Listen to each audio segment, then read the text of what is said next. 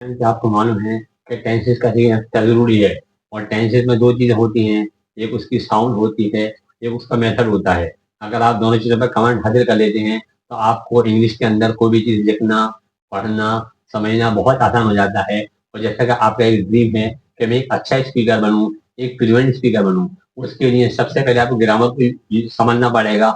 और ग्रामर को समझने के साथ साथ आपको जो है टेंसेस जो इसकी स्पिरिट है उसको अच्छे से सीखना पड़ेगा। और आज पढ़ा रहे हैं Abdullah sir future perfect continuous negative.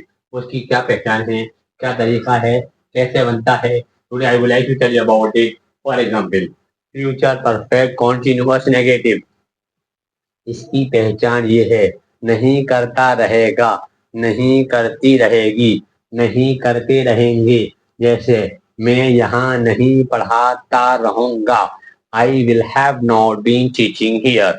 Method, subject कुछ भी हो, हर सब्जेक्ट के बाद विल हैव नॉट बीन लगाते हैं और उसके बाद वर्ती फर्स्ट फॉर्म में आई एन जी लगाते हैं।